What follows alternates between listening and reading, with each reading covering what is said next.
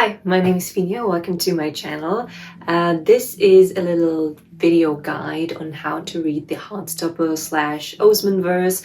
So for the people who maybe watched the Netflix TV show and or have read the Heartstopper graphic novels, this is kind of my take where to go from there and in what order you should read her books. I think Alice Oseman's books are so refreshing. There are middle-aged books to young adult books, and they all deal with heavy emotions, but through this lens of comfort that I love so much in her books, that you kind of feel at home and you feel understood. And I think this sends a really good message to young kids or young teenagers. And yeah, that's why I'm doing this guide. And on her website, she actually listed all the trigger warnings for each book and each graphic novel and each short story, so you can read through them and like see what's for you and what's not for you. And yeah, I'll put it up here and in the description so you can find it. So first of all, I want to say you can read the Heartstopper graphic novels on their own, and then you can pick whatever young adult book she has and in whatever order you like. There's not really a reading order that you have to do because they do not build on each other, but there is kind of a timeline of events happening. So for example, those two people meeting, them going to university, and this event happening. So that is kind of the reading order I would choose if I would read it again for the first time. And this is kind of the chronological timeline of the Osemanverse. And the last disclaimer, I will put all the links to the books, to the graphic novels, and also to her website where you can find little short stories and bonus material. And I would just recommend you checking out her website. It's so pretty and it's so cute. So let's get started. So the first thing in my reading order is Heartstopper 1 to 4. There is a fifth one out yet, but it takes place some time later. So you would just read the first 4 graphic novels, and this is actually the same as I read it because the fifth one wasn't out yet. So yeah, Heartstopper 1 to 4. I think most of you know what Heartstopper is about, but for the ones who don't, Heartstopper follows 2 teenage boys. They're called Nick and Charlie, and they meet at their British grammar school and they fall in love.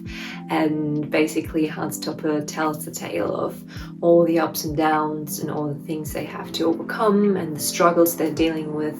And it's such a wholesome, cute story. I mean, no wonder that the whole internet was raving about these graphic novels when they were first printed. And yeah, it's just such a cute stories. You fall in love with these characters so quickly, and all the side characters are also so well crafted and wholesome, and you're just rooting for them. And yeah, read those first. Next up we have This Winter, which is a novella, and This Winter follows Charlie and his siblings Tori and Oliver around one Christmas. So this is kind of like an insight into Charlie and the Spring family and kind of what each of the siblings is dealing with at that time. And it really is a nice addition to the Heartstopper graphic novels because this is an actual novella. So I think it's a great addition to the reading journey. And another reason why you might not want to skip This Winter is because it introduces you further to Tori Spring, Charlie Spring's sister,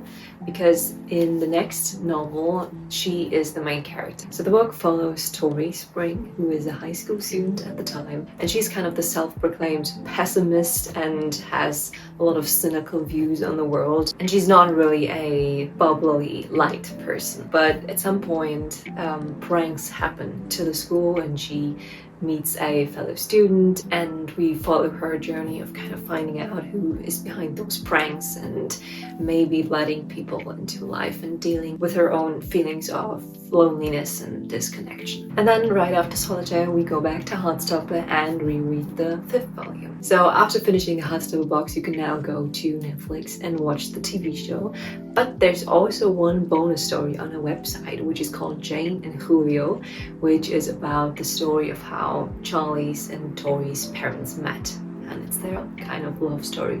I have not read it yet, I will do soon, but yeah, it's on a website, it's free to read. And then we have another novella which is called Nick and Charlie. So that takes place after their high school years, but Nick is 1 year ahead in school than Charlie, and he's leaving for university and Charlie is staying back in high school. So this is about them dealing with that struggle and the separation and how to move forward with their relationship. Next up, we have Radio Silence. This was one of my favorite books of hers. So Radio Silence tells the story of Frances, who is a high school student that is very, very dedicated to her academic success.